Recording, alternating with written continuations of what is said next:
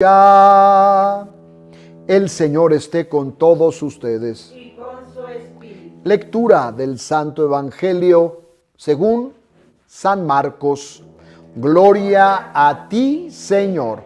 En aquel tiempo Jesús se retiró con sus discípulos a la orilla del mar, seguido por una muchedumbre de galileos.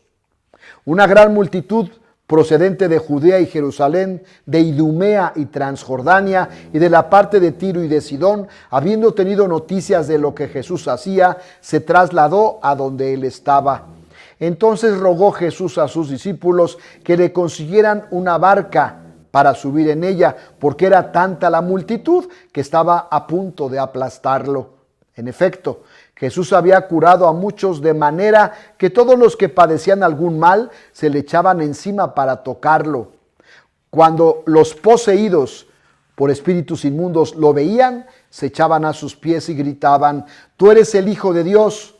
Pero Jesús les prohibía que lo manifestaran.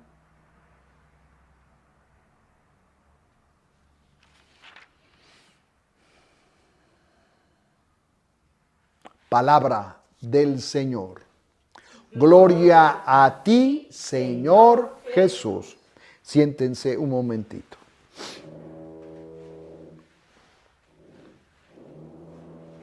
Jesús es el sumo y eterno sacerdote.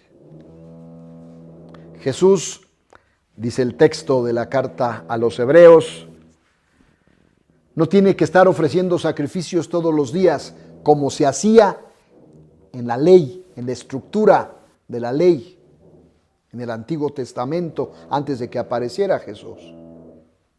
Los sacerdotes de esa estructura, ¿verdad?, de esa vivencia religiosa, todos los días tenían que ofrecer, ¿verdad? Todos los días entregaban machos cabríos y enseñaban las ovejas y palomas, es decir, todo lo que podían ofrecer. Su sangre se regaba, etcétera. Todo lo que sabemos por la misma revelación que me van dando los textos. Pero aparece Jesús y Jesús le da un giro. Y listos. En ese giro que le da la plenitud al sacerdocio. Y esta parte es muy importante. Porque al darle la plenitud, no necesita más que un sacrificio. Él es el sacrificio. Él es la ofrenda. Él es el altar. Así va a decir después uno de los prefacios. Es la víctima, es el sacerdote y es el altar. No necesita más. No necesita víctima porque es la víctima. No necesita sacerdote porque Él es el sacerdote. No necesita altar porque Él mismo es el altar. Y entonces su entrega es plena, completa, in eternum.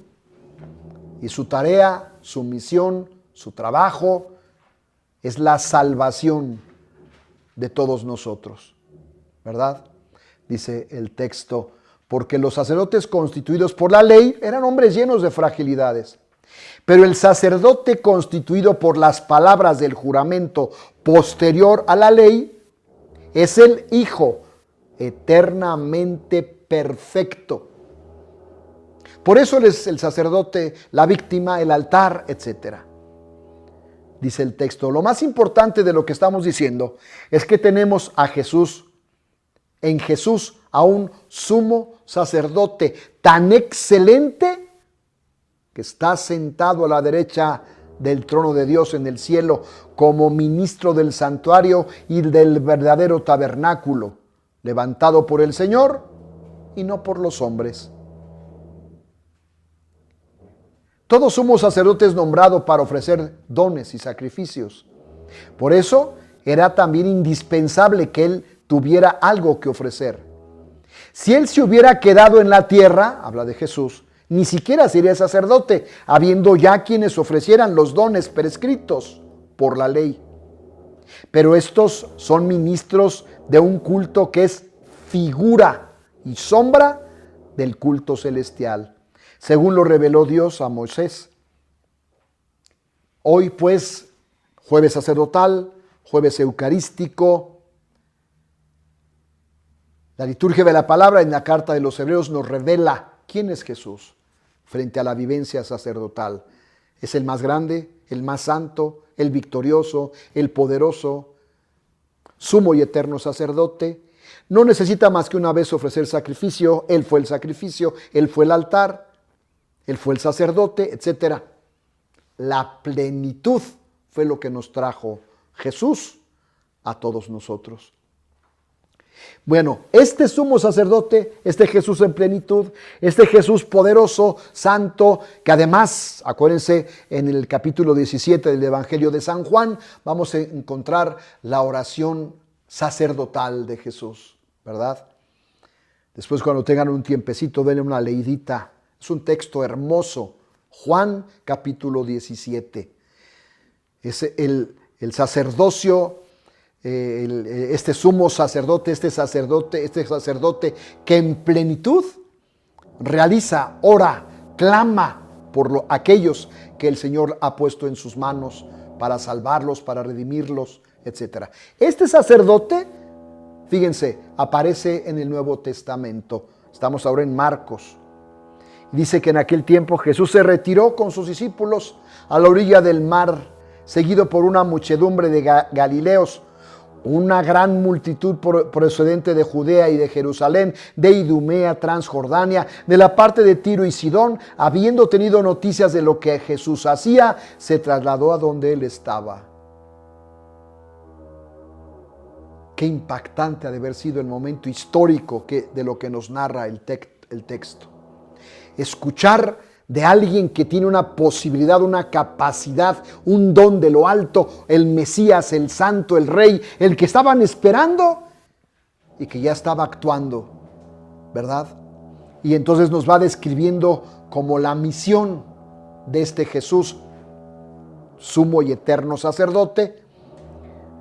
Entonces rogó a sus discípulos que le consiguieran una barca, porque era tanta la multitud que estaba a punto de aplastarlo. Y entonces describe: Jesús había curado a muchos, de manera que todos los que padecían algún mal se le echaban encima para tocarlo.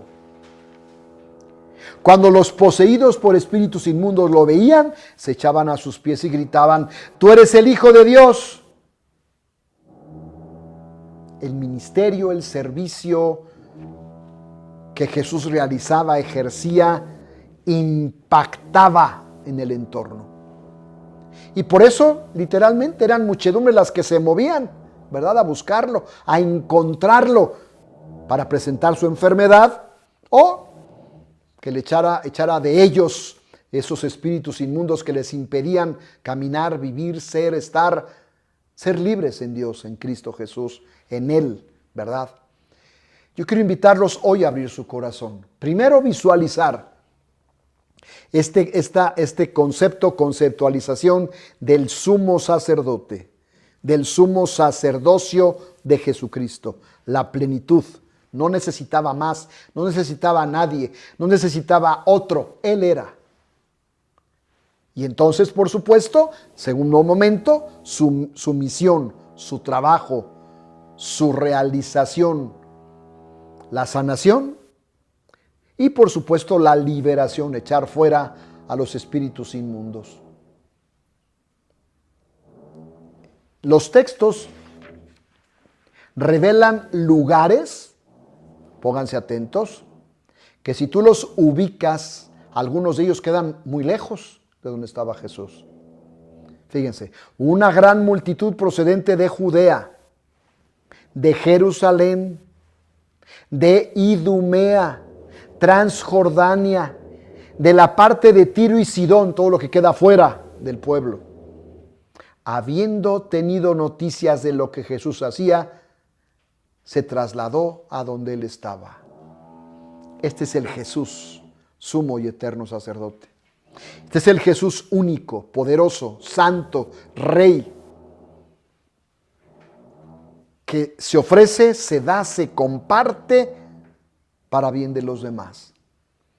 Esto nos hacía falta, va a decir la carta a los Hebreos, un sumo sacerdote así, de esta manera, No el sacerdocio de estos, ¿verdad?, que vivían en el tiempo de Jesús, esos sacerdotes que no vivenciaban el proyecto y que tenían que seguir realizando sacrificios cada que iban al encuentro, al templo, hablando de aquellas instituciones que habíamos pensado y discernido juntos. Vamos a pedir al Señor, vamos primero hoy a agradecerle al Señor ese sumo sacerdocio, porque ese sumo sacerdocio, listos, se quedó con nosotros y se hace presente. Acuérdense que todos los sacerdotes, en el espíritu, en la estructura de este sumo sacerdocio de Jesucristo, ahí se realiza la elección, la consagración, la realización del misterio de Cristo Jesús el Señor. Que el Señor nos dé la gracia de comprender este misterio, y que por supuesto seamos capaces de caminar, de movernos en el interior y en el exterior para buscarlo, para que nos sane, buscarlo para que nos libere. Él lo puede todo, Él es Dios. Que así sea. Padre.